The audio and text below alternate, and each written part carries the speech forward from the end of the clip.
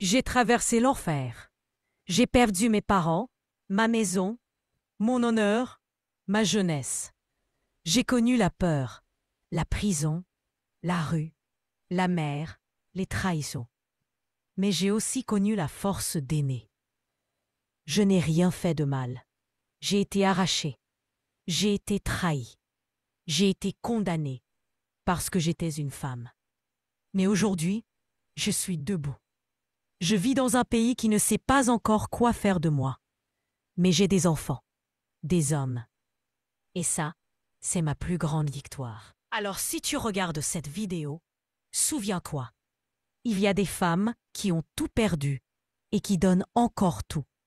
Ne les oublie jamais. Je suis née dans un petit village reculé, niché au cœur de la wilaya de Médéa. C'était un endroit paisible, simple, où la vie se déroulait doucement, au rythme des saisons et des prières. Je vais vous raconter mon histoire, une histoire vraie. Je vais essayer de suivre l'ordre des événements, de rester brève. Mais comment résumer l'enfer? Nous étions une famille unie.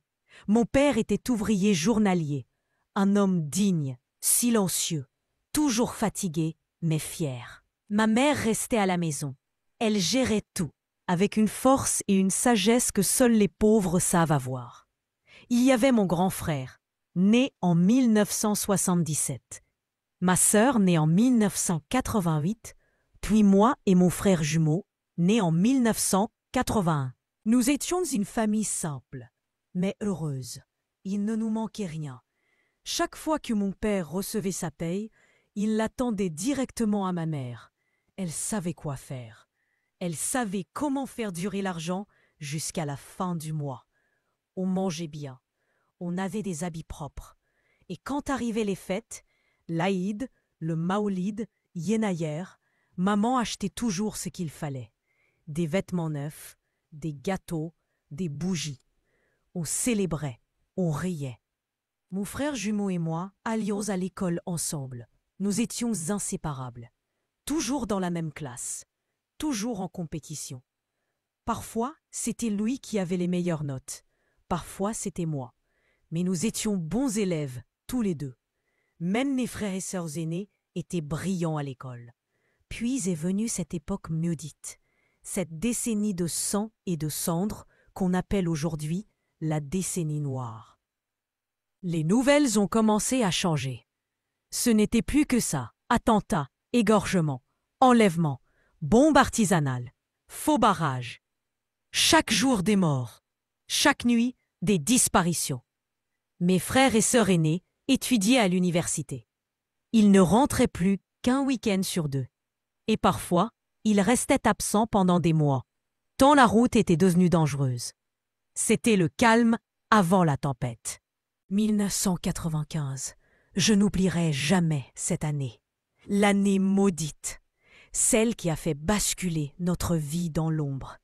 Celle qui a changé notre maison, notre famille, à jamais.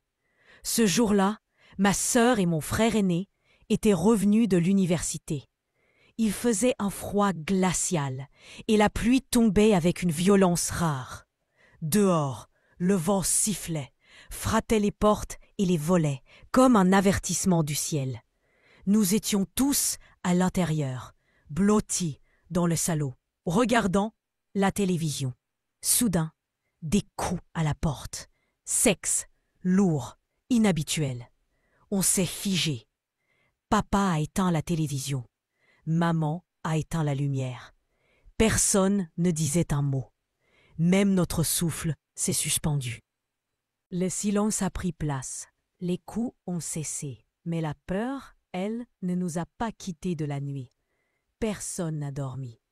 Au matin, dès les premiers rayons du soleil, on a entendu du mouvement dehors. Mon frère aîné a ouvert la porte d'entrée. Tous les voisins étaient déjà dehors, encore sous le choc. Moi non plus je n'ai pas fermé l'œil, disait-il. Ils ont frappé à toutes les portes, murmuraient d'autres. C'étaient eux, les terroristes. Cette nuit-là, ils ont toqué à chaque maison du quartier. Pas un seul foyer n'a été épargné. Ils n'ont forcé aucune porte, ils n'ont rien cassé. mais leur présence, leur menace silencieuse, avait gelé le sang de tout un village. Plus tard, quand les gens se sont rassemblés pour discuter, certains ont parlé d'aller signaler l'incident. Mais beaucoup avaient peur, peur des représailles. Mon père, lui, n'a pas hésité. Il a quitté la maison pour se rendre au travail, comme chaque matin. Mais sur le chemin, il s'est arrêté à la gendarmerie. Il a raconté ce qui s'était passé. Il leur a dit « Ils sont venus.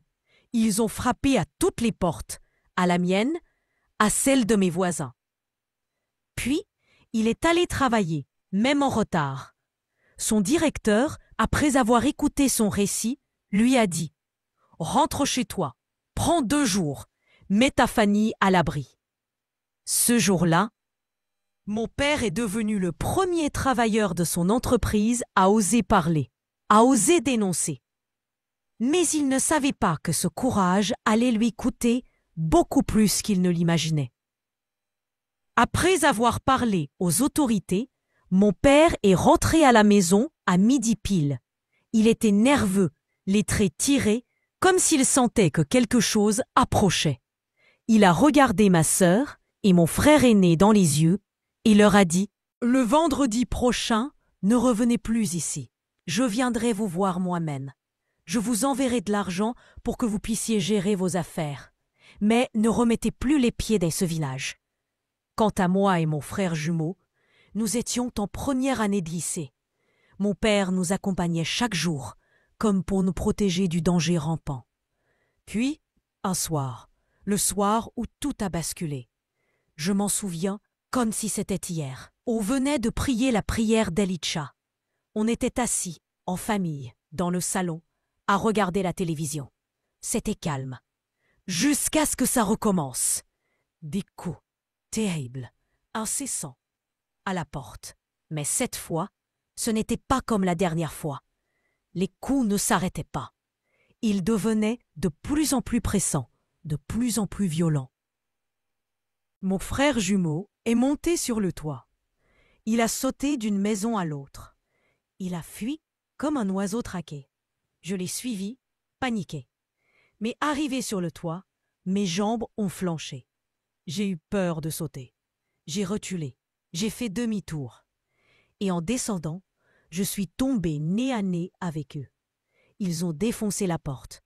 L'un d'eux m'a attrapé brutalement par l'épaule. Il m'a tiré vers lui, sans un mot, comme une proie déjà condamnée. J'ai entendu ma mère hurler, pleurer, se débattre. Ils ont voulu l'emmener avec mon père. Puis, brusquement, ils ont changé d'avis. Ils les ont enfermés dans la maison. Ils ont barricadé la porte et ils m'ont emmené. Ce soir-là, ils ne sont pas venus pour tuer. Ils ne sont pas venus pour voler. Ils sont venus pour nous prendre, nous, les filles. Ils ont traversé tout le village. Ils ont frappé à plusieurs maisons. Chez certains, ils ont pris 2 ou 3 jeunes filles. D'autres ont été épargnées. Mais moi, ils m'ont enlevé. Je ne savais pas où j'allais. Je ne savais pas ce qu'ils allaient faire. Tout ce que je savais, c'est que cette nuit-là, ma vie d'enfant s'était terminée. Et le cauchemar venait de commencer. Puis un jour, l'armée est arrivée. Une opération surprise. Une descente dans la montagne où nous étions séquestrés. C'était le chaos. Ceux qu'on n'ose pas nommer ont été pris de court. Certains ont été tués. D'autres ont pris la fuite. Et nous sommes restés là. Des dizaines de filles, certaines enceintes, d'autres encore adolescentes, certaines avec des nourrissons dans les bras. Il y avait aussi des enfants, de tout âge, brisés. L'armée nous a rassemblés. Ils nous ont interrogés les unes après les autres. Ils ont pris nos noms, nos histoires. Puis, ils nous ont ramenés chez nous. Moi, on m'a ramené à la maison. Quand je suis arrivée, mon père était au travail. À la maison, il n'y avait que ma sœur et mon frère jumeau. Quand ma sœur m'a vue, elle s'est précipitée vers moi, les larmes aux yeux. Elle m'a serré fort, Elle répétait « Alhamdoulilah, tu es vivante ». Mais mon frère jumeau, lui, est resté à distance. Il ne m'a pas salué, il n'a pas bougé. Il me regardait comme si j'étais une étrangère. Une honte. Quand mon père est rentré et qu'il m'a vue, il a pleuré. Il m'a prise dans ses bras. Je ne l'oublierai jamais. Ce moment, ce premier regard, ce mélange de soulagement et de chagrin. Mais cette chaleur, elle n'a pas duré, car très vite, les voisins ont su. Et avec leurs regards, leurs mots, leurs jugements, la maison est devenue une autre prison. Ils disaient « Ce qu'elle porte, c'est un enfant du péché. C'est la fille des terroristes maintenant. » J'étais enceinte de 6 mois. J'avais 14 ans, mais mon corps en paraissait 17, et mon ventre était une preuve vivante de mon supplice. Mais je ne pouvais pas partir. Je n'avais nulle part où aller. Qui allait m'accepter? Qui allait m'ouvrir sa porte avec un ventre qui dénonçait une histoire qu'on ne veut pas entendre? Les autres filles du quartier, elles, n'ont pas eu cette chance. Aucune n'a passé la nuit chez elles. Certaines ont été chassées, d'autres ont simplement disparu, comme si elles n'avaient jamais existé. Moi, je suis restée, par défaut, par fatalité. Mais la maison n'était plus un refuge. Mon père, lui aussi, a changé. Au début, il essayait d'accepter, mais il n'a pas tenu longtemps. Le poison des paroles du voisinage l'a atteint. Il n'était plus le même. Quand il entrait dans une pièce et que j'y étais, il ressortait aussitôt. Il ne me regardait plus. Il disait à ma mère « Dis-lui de ne pas croiser mon chemin. Je n'y arrive plus. » Ma mère, elle, résistait. Elle se tenait debout comme une montagne face à la tempête. Elle lui répétait « Ce n'est pas sa faute. Elle n'a rien choisi. Elle n'a pas fui. Ils sont venus la chercher. Ils l'ont volée. » Mais les mots ne suffisaient plus. La maison était pleine et j'y étais seule. Même mon frère jumeau s'éloignait. Lui, le reflet de moi-même. Il ne venait plus manger à table. Il évitait mon regard. Parfois même, il dormait chez mon frère aîné pour ne pas rester sous le même toit. J'étais revenue vivante. Un jour, j'étais assise dans le salon avec ma grande sœur. On essayait de se distraire, de faire semblant que la vie pouvait encore reprendre son cours. On riait doucement, timidement. Mais ce moment fragile n'a pas duré. Mon frère jumeau est entré. Il m'a regardé avec un mélange de colère et de mépris. Et d'un ton froid, tranchant, il a dit « Ça te fait plaisir de rire, hein? Alors que nous, on n'ose même plus lever les yeux dans la rue. Tu nous as couverts de honte. » Ces mots m'ont poignardé. Je n'ai pas pu me taire. Je me suis levée et j'ai crié, les larmes aux yeux. « Si tu avais été un homme, un vrai, tu m'aurais protégé. Tu aurais fui avec... » Il m'a répondu en chuchotant, d'un ton venimeux. « Tu crois que je ne sais pas? Que je n'ai pas entendu? On m'a dit que tu aimais ça, là-bas, dans la montagne. Que tu ne voulais même pas revenir. » Mon cœur s'est arrêté. Ma tête s'est mise à bourdonner. Ma poitrine brûlait. J'ai cru que j'allais m'effondrer. Ma mère est intervenue. Elle a crié sur lui, larmes aux yeux. « Qui t'a mis ces idées en tête? Qui ose dire ça? Elle n'a jamais voulu partir. C'est eux qui l'ont prise, comme une bête. » Mais mon frère ne voulait rien entendre. Il est allé encore plus loin. Il a lâché. Et peut-être que je vais la ramener, là-bas, moi-même. Ces mots ont glacé le sang de tout le monde. Même ma mère est restée pétrifiée. C'était incompréhensible. Lui, mon frère jumeau, celui qui partageait mon sang, celui qui avait vu toute la scène ce soir-là, depuis la maison, caché comme une ombre.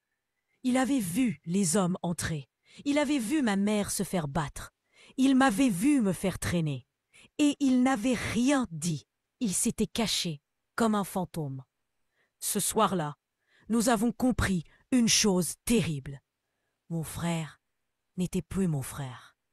Quelque chose en lui avait changé, comme si le poison de la peur et de la honte avait pourri son cœur. Il évitait la maison. Il dormait souvent chez mon frère aîné. Il fuyait la vérité comme on fuit une malédiction. Et moi, j'étais encore là, vivante, mais détruite. Les jours passaient, toujours dans cette tension silencieuse, dans cette maison où plus personne ne respirait vraiment. Et puis un jour, mon père nous a annoncé. Oh, il y a un prétendant. Il veut demander la main de ta sœur. Il vient de la part de ton frère aîné. Ils sont amis. Il dit vouloir l'aider à finir ses études. Ma sœur aînée connaissait à peine ce garçon. Mais mon père, épuisé par les murmures et les malheurs, a vu dans cette demande une porte de sortie, une façon de tourner la page. Moi, à ce moment-là, j'étais dans mon 8e mois de grossesse. Mon ventre pesait. Mon silence aussi. Le jour de la première visite, seules des femmes sont venues. Elles avaient l'air simples, respectueuses, bien habillées. On a bien accueilli. Le thé, les gâteaux, les sourires de circonstance. Rien d'anormal. La deuxième fois, le prétendant est venu lui-même. Mon frère aîné était avec lui.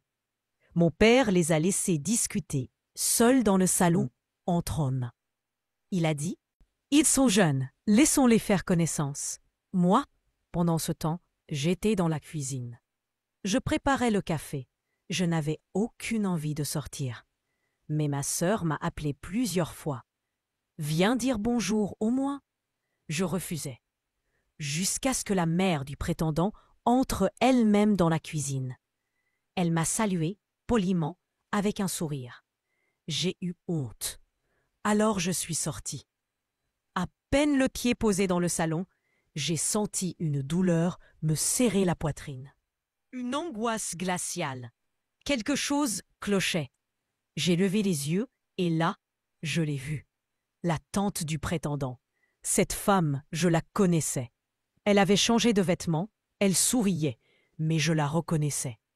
Son rire surtout, ce rire qui m'a glacé le sang. Paralysée, je me suis assise. J'ai murmuré quelques invocations. J'ai essayé de calmer les battements de mon cœur. Je ne comprenais plus rien. Où l'avais-je déjà vu? Exactement. Était-ce un cauchemar qui revenait? Ou bien une vérité que je n'avais jamais osé regarder en face? Ma sœur m'a vu blêmir. Elle s'est approchée, m'a dit doucement « Ça va ?» Je n'ai pas pu répondre. Je me suis levée et je suis retournée dans la cuisine. Mon cœur cognait contre ma poitrine. Ils sont restés encore un moment. Puis, ils sont partis. Je n'ai rien dit. Je n'étais pas sûre. Je n'avais aucune preuve. Mais mon instinct, lui, hurlait. Cette femme, ce rire, ce regard, elle faisait partie d'eux. Je n'ai pas dormi cette nuit-là. Je n'y arrivais pas. Je tournais en rond dans ma tête, le cœur lourd, les nerfs asifs. Et puis d'un coup, tout m'est revenu. Son visage, son rire, cette femme, oui, j'en étais certaine maintenant. Elle était là-bas. Elle faisait partie des terroristes. Elle faisait partie de ceux qui m'ont volé mon enfance. J'ai bondi de mon lit. Ma sœur m'a demandé « Qu'est-ce que t'as? T'es toute pâle !» J'ai répondu, évitant son regard. « Rien, c'est juste le bébé. J'ai mal au ventre. Peut-être la fatigue. » Elle a souri. « Normal, t'es épuisée. En plus, t'as vu le prétendant? Il est beau, gentil. Même sa mère et sa tante, elles sont bien. Il m'a dit que si je suis d'accord, on fera le mariage dans 2 mois. Et je pourrai continuer mes études. » Elle rayonnait. Elle croyait en un avenir. Elle croyait à un bonheur possible. Mais moi, j'étais glacée. Je ne pouvais pas lui dire. Je lui ai juste murmuré. « Si ça te rend heureuse, alors fais-le. » Elle s'est endormie paisiblement à côté de moi. Moi, je n'ai pas fermé l'œil. Quand tout le monde dormait, j'ai pris mon courage et je suis allé voir mes parents. Je suis entré dans leur chambre. Mon père, comme toujours, ne voulait pas me regarder. Il m'a dit froidement « Qu'est-ce que tu veux ?» J'ai baissé les yeux et murmuré « Papa, je dois vous dire quelque chose, mais personne ne doit entendre. » Ma mère m'a regardée, inquiète. Je leur ai dit « La femme, la tante du prétendant, c'est une de celles qui étaient là-bas, dans la montagne, avec eux. » Le silence est tombé. Mon père s'est redressé d'un coup. Ma mère a couvert sa bouche avec ses mains. « Quoi? Tu es sûr de ce que tu dis? » « Oui, je ne peux pas me tromper. C'est elle, je le sais. » Ma mère a fondu en larmes. Mon père s'est levé tremblant et a dit « Demain matin, je dirai que je suis malade. Et j'emmènerai ta sœur avec moi. Elle ne doit pas rester ici. » Je suis retourné me coucher à côté de ma sœur. Elle dormait, paisible, le sourire aux lèvres. Et moi, je priais pour qu'il ne soit pas trop tard.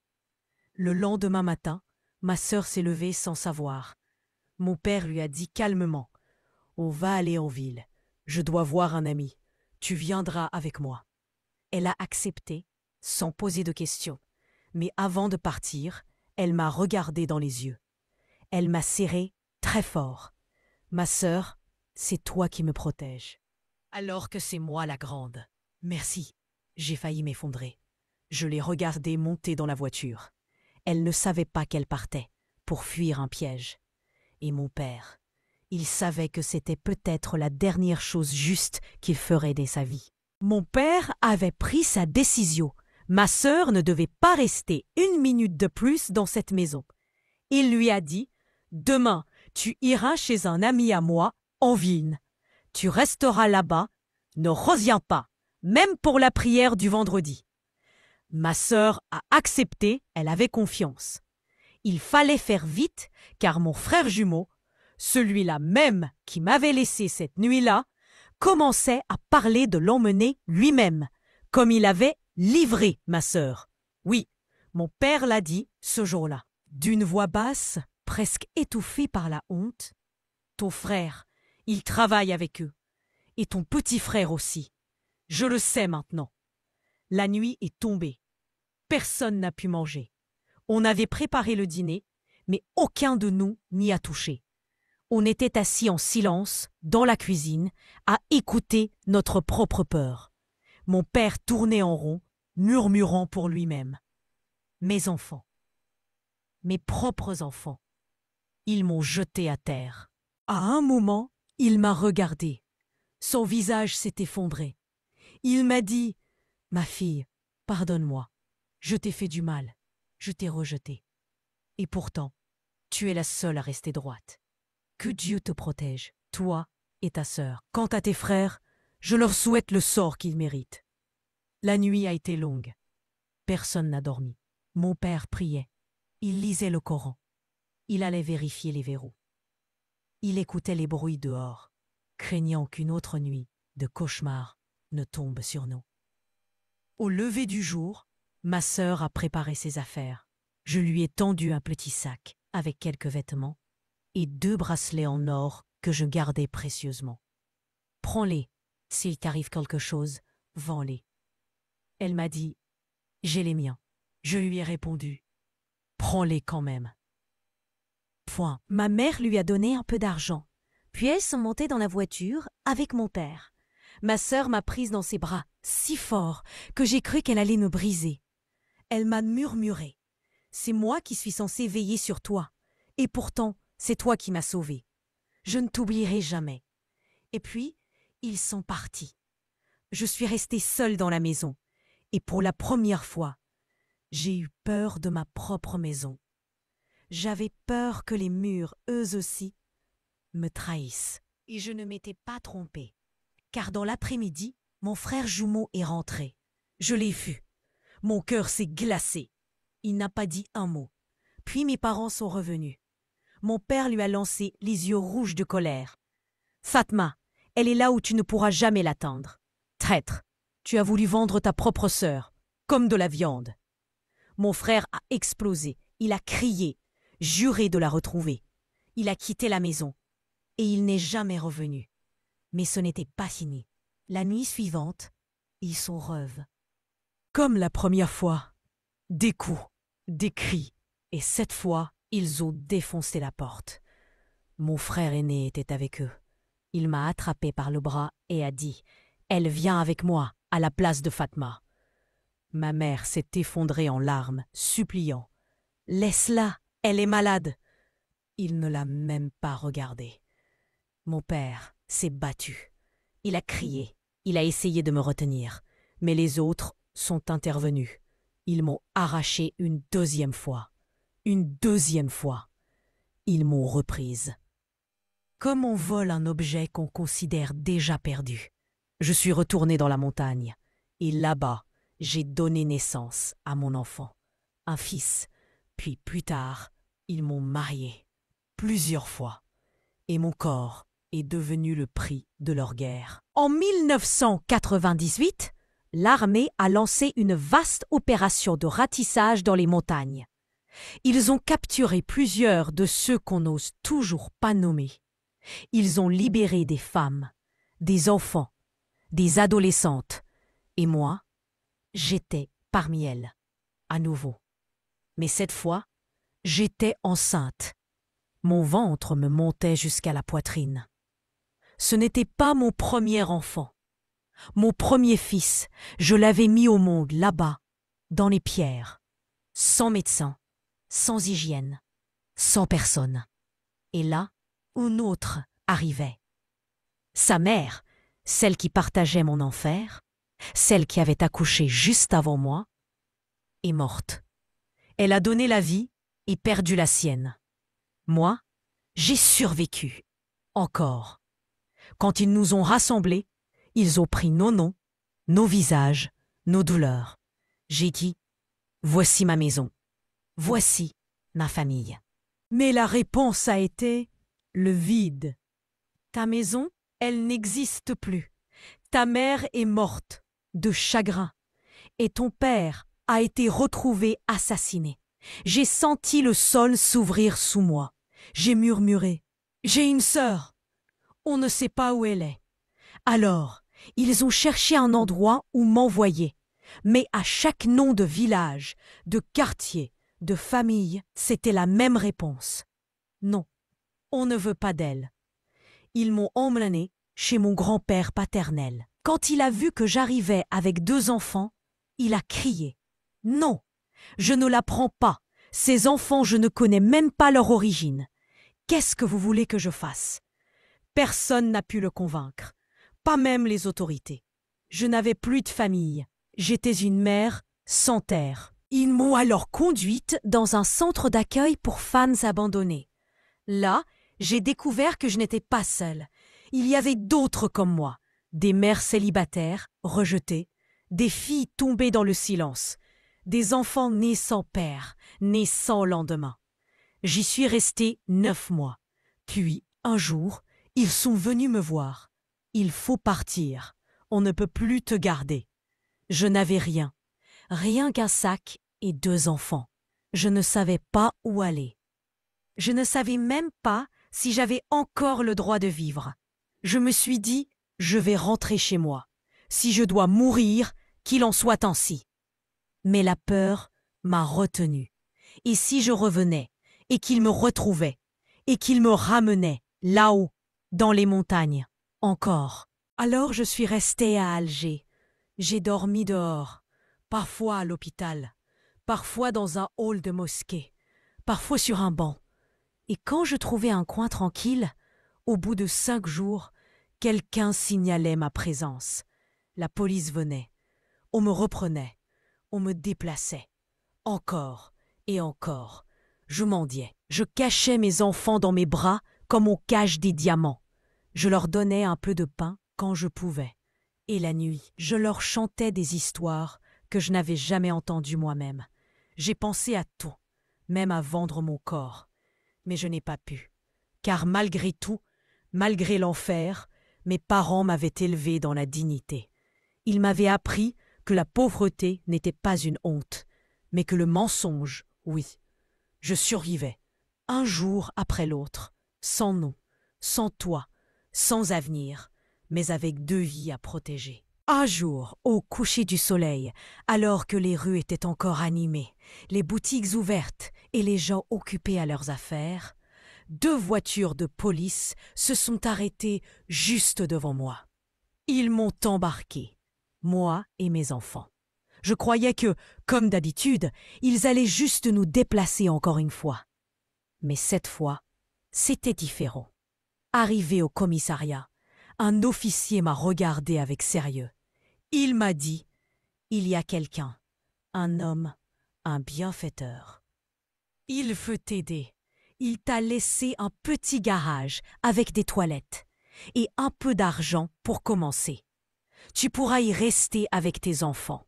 C'est propre, c'est calme, c'est à toi pour l'instant. » Je n'ai pas su quoi dire. Même mes chaussures, j'ai failli les embrasser. Mes enfants me regardaient, perdus, les yeux pleins de larmes et d'espoir en même temps. Ils nous ont conduits à ce petit local. Ce n'était pas grand, pas joli, mais pour moi, c'était un palais, un toit, un verrou, un endroit où je pouvais poser la tête sans craindre qu'on me l'arrache. Le policier m'a souri et m'a dit « Pas de problème, d'accord ? Essaie de construire de bonnes relations avec les voisins. Quelqu'un t'aidera à trouver un petit travail. » Cette nuit-là, j'ai dormi. Pas bien, pas sereinement, mais j'ai dormi chez moi pour la première fois depuis des années. Le lendemain matin, j'ai entendu frapper à la porte. Mon cœur a bondi, la panique m'a envahi. Mais derrière la porte, ce n'était pas l'enfer. C'était une femme, douce, discrète. « Ma sœur, excuse-nous, je t'ai apporté du lait, du café, un peu de sucré. » Je l'ai regardée. J'avais envie de pleurer. Elle m'a souri et m'a dit « On est voisines, maintenant. T'inquiète pas. » C'est ainsi que ça a commencé. Petit à petit, j'ai repris contact avec la vie.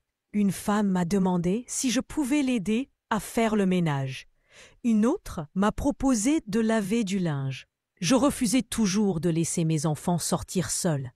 Je tremblais à l'idée qu'on me les vole, comme on m'avait volé. Mais le quartier était différent. Les gens étaient bons, chaleureux, respectueux. Il y avait un homme qui tenait une cabine téléphonique au coin de la rue. Chaque fois qu'il me croisait, il me disait doucement « Bonjour madame, excusez-nous pour le dérangement. » Il parlait peu, mais son regard était sincère. Parfois, il donnait des bonbons à mon fils aîné. Et dans ce monde où j'avais appris à me méfier de tout, ces petits gestes étaient comme des lampes allumées dans le noir. Un jour, alors que je continuais à faire de petits ménages à droite et à gauche, l'homme de la cabine téléphonique, celui qui m'avait donné un peu de dignité, m'a proposé quelque chose. Il m'a dit « Écoute ma sœur, je vais bientôt partir. Je vais quitter ce pays. Je vais tenter ma chance en Europe. » Il a parlé de l'Europe comme on parle d'un paradis, avec des mots simples, mais pleins d'espoir. Là-bas, tout est propre, tout est calme. Tu travailles, on te respecte. Tu peux inscrire tes enfants à l'école. Personne ne te regarde comme une pestée. Mon cœur s'est serré. Alors je lui ai demandé, le regard rempli de feu. « Prends-moi avec toi. Moi aussi je veux partir. Moi aussi je veux une vie pour mes enfants. » Il a souri tristement. « Tu crois que c'est facile? Le voyage coûte cher. Ce n'est pas pour rien. » Je croyais qu'il parlait d'1 million ou 2, mais la somme qu'il m'a donnée était impossible. Je n'avais rien, rien d'autre que l'idée fixe, partir, s'enfuir, oublier, recommencer. Pendant des jours, je ne pensais qu'à ça, l'Europe, comme un mirage, une porte de sortie, la fin de la souffrance. Je suis allé voir ma sœur, souvent. Parfois, c'est elle qui venait me voir. Un jour, chez elle, sa belle-mère m'a regardé longuement. Puis elle m'a dit « Tu n'es plus comme avant. Tu es ailleurs. ton esprit est toujours en train de penser. Je n'ai pas nié. Je lui ai répondu doucement. J'en peux plus. Je veux partir. Je veux monter dans un bateau. Je veux quitter ce pays où je n'ai plus de nom, où même mes enfants n'existent pas sur le papier. Elle a baissé les yeux. Tu penses à eux, hein? Toujours. C'est pour eux que je respire encore. Je ne peux pas les inscrire à l'école. Je n'ai pas de livret de famille. Mes enfants n'ont même pas de prénom officiel. Le jour où ils grandiront, les gens leur cracheront au visage. Ils leur diront « Vous êtes les enfants de celle dont on ne prononce pas le nom. » Sa voix a tremblé. Kala t'ouvre une porte. Et ils ont tous accepté mon idée. Ma sœur, son mari, son beau-père. Ils savaient que c'était risqué, mais ils comprenaient. Ils m'ont dit « Si tu peux avoir un visa, c'est mieux. Au moins, tu ne risqueras pas ta vie. » Mais moi, je n'avais même pas de carte d'identité. Et mes enfants, comment leur faire un passeport s'il n'existe sur aucun registre? Même un visa était un rêve trop propre pour nous. Alors, dans ma tête, il ne restait qu'une seule voie. El Haraka, le bateau, la mer, l'inconnu ou la faim. Après plusieurs discussions, le beau-père de ma sœur m'a regardé droit dans les yeux. Il a dit « Je vais t'aider, ma fille. Que Dieu t'accompagne. Et quand tu arriveras là-bas, n'oublie pas, ramène-moi un peu de tabac. » Il a dit ça en plaisantant. Mais moi, j'avais les larmes aux yeux. J'ai préparé mes affaires, celles de mes enfants, quelques vêtements, un peu de nourriture, mon cœur. Je suis allé voir le commerçant, celui qui m'avait tendu la main dans ce quartier. Je lui ai dit « C'est bon, j'ai réuni l'argent. » Il part. Il m'a répondu « Le départ, c'est demain, de Tipaza. » Je l'ai regardé, surprise. « Pourquoi Tipaza? Pourquoi pas Alger? Moins de contrôle là-bas, on a plus de chance. » Le lendemain matin, le mari de ma sœur nous a conduits, moi et mes 2 enfants, jusqu'à Tipaza. Dans la voiture, il y avait le commerçant, 2 de ses amis, mes petits assis sur mes genoux, serrés contre moi comme pour ne pas tomber du monde. Arrivé sur place, on l'a remercié. Il nous a souhaité bonne chance. Puis, il est reparti. Nous sommes restés 3 nuits cachés dans une petite maison en bord de mer. C'était tendu, silencieux. Chaque bruit dehors nous faisait sursauter. Puis, la 3e nuit, vers 1 heure du matin, quelqu'un est venu frapper discrètement. C'est le moment. Descendez, tout doucement. On a pris nos sacs, nos enfants, nos âmes, et on a commencé à descendre vers la plage en silence, comme des ombres. Mais à peine avions-nous fait quelques pas, la lumière a explosé autour de nous. La police. Quoi? Ils avaient encerclé toute la zone. Les cris, les pas, les ordres, les pleurs. Chacun a fui dans une direction. Mon fils a été saisi par le commerçant. Mon autre enfant par son ami. Moi, j'ai été arrêté. Ils m'ont traîné, emmené, menotté. J'ai été condamné à 5 ans de prison pour tentative de sortie illégale du territoire avec mineur. Le mari de ma sœur, avec son père, l'a engagé un avocat. Ils ont tout tenté. Grâce à eux, ma peine a été revue. 3 ans. J'ai purgé 2 ans et 8 mois. Et puis un jour, ils ont frappé à ma cellule. Tu es libéré. Grâce au pardon présidentiel. Avant de sortir, j'avais pris sur moi de suivre une formation. J'ai obtenu 2 certificats, en couture et en coiffure. Ce jour-là, je suis sortie la tête haute. Pas parce que j'avais réussi, mais parce que, malgré tout, je n'avais pas abandonné. À ma sortie de prison, ils étaient là, mes enfants. Ceux qui avaient fui cette nuit-là, ceux qu'on avait emmenés, protégés, confiés à la famille du mari de ma sœur. Des gens que je ne connaissais presque pas, mais qui les avaient aimés, nourris, soignés, mieux que moi, mieux que le sort ne m'avait permis de le faire. J'ai pleuré en silence. Je suis restée quelque temps chez ma sœur. Puis, je suis allé voir l'homme de la cabine téléphonique, celui qui avait sauvé mes fils. Je l'ai regardé dans les yeux et je lui ai dit « Merci, merci pour eux ». Il m'a répondu calmement « C'est toi qu'il faut remercier. Tu ne nous as jamais dénoncés. Tu as tenu, mais dans mon cœur, la mer m'appelait encore. L'exil, la fuite, le rêve. Je lui ai dit « Trouve-moi un départ. J'ai toujours l'idée dans la tête. Je ne veux pas que mes enfants vivent ce que j'ai vécu. » Il m'a avoué « Moi aussi, je veux partir. » Les semaines ont passé, les mois, et un jour, il est venu me dire « Il y a une traversée, mais cette fois, elle part de l'ouest du pays. Le montant 2 fois plus cher que la première tentative. La famille du mari de ma sœur s'est débrouillée pour rassembler de l'argent, mais seulement pour les enfants. Pour moi, rien. Alors j'ai travaillé, ramassé, supplié le destin. J'ai tout donné. Le jour du départ, c'était comme un déjà-vu.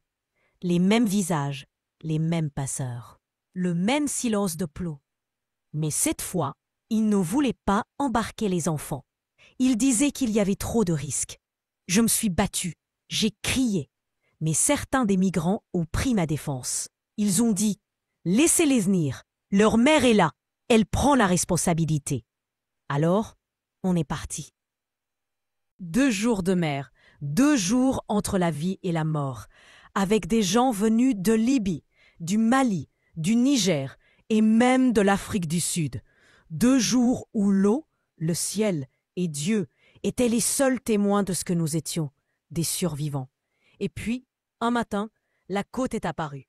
La vraie, l'autre, celle qu'on regardait depuis toujours comme un rêve interdit. On avait réussi. Après cette traversée, nous avons atteint l'Espagne. J'y suis resté 3 ans, 3 années entre papiers. Peur de l'expulsion, nuit de froid, mains tendues et autres qui se fermaient. 3 années à me battre pour nourrir mes enfants, leur apprendre à sourire même quand tout faisait pleurer. Puis, je suis arrivé en France. Et là, la douleur a recommencé. Ce n'est pas parce qu'on traverse une mer qu'on laisse les blessures de l'autre côté. Avec mes enfants, j'ai dû recommencer à zéro. J'ai logé dans la rue, j'ai dormi dans des abris, des couloirs, parfois chez des gens généreux. Je suis tombée, je me suis relevée, tombée encore. Mais je ne me suis jamais arrêtée. J'ai inscrit mes enfants à l'école avec un livret de famille falsifié. Ce n'était pas de la fraude, c'était de la survie. Aujourd'hui, mon plus jeune fils vit en Allemagne. Il est marié, il a une vie, un avenir. L'aîné, lui, n'a jamais voulu se marier. Il me dit que son passé l'empêche. Il me dit qu'il ne pourra jamais faire comme si de rien n'était. Il m'a dit « Maman, si je retourne en Algérie, c'est pas pour revoir le pays, c'est pour régler des comptes. » Il ne l'a jamais fait. Mais sa colère, elle est là, figée, vivante. Je vis encore dans un centre d'hébergement en France, le fameux Centre 115. Ça fait 2 ans. Et j'espère qu'un jour, on me proposera un vrai logement. Un vrai endroit où je pourrai enfin dire « Ici, c'est chez moi ». Ma sœur est encore mariée. Elle a des enfants. Elle a perdu son beau-père pendant la pandémie en 2021. Et ma maison d'enfance, mes frères l'ont vendue. Ils ont partagé l'argent, sans même me le dire. L'un d'eux, mon grand frère, a fait de la prison, 12 ans, pour vol, pour avoir vendu des informations, dit-on. Il est sorti. Aujourd'hui, il tient un commerce. Il vit bien, avec l'argent du péché. Et l'autre, mon jumeau, il n'a jamais été arrêté. Mais je sais qu'il a du sang sur les mains, celui de notre Père. Il n'a jamais été jugé. Il continue à vivre libre, avec ça sur sa conscience. Je n'ai jamais revu mes frères, mais je n'ai jamais oublié. Et si je suis encore ici aujourd'hui, c'est pour une seule raison. Mes enfants. J'ai fait tout ça pour eux. Je les ai fait passer par la mer, par la rue, par la faim. Je les ai protégés du jugement, des insultes, de la honte. Parce que je ne pouvais pas les laisser là-bas. Parce que je ne pouvais pas les condamner pour une faute qu'ils n'ont jamais commise. Parce que je suis leur mère. Et une mère, ça ne jette pas ses enfants. Aujourd'hui, je vis dans un pays étranger. Je ne suis pas riche. Je ne suis pas célèbre. Mais mes enfants vont à l'école. Ils ont un nom. Ils ont une existence. Je travaille. Avec mes mains. En couture, en coiffure. Je parle peu. Je souris rarement. Mais je suis là. Debout. Et si vous écoutez mon histoire aujourd'hui, souvenez-vous de ceci. Ce n'est pas la douleur qui tue. C'est l'oubli.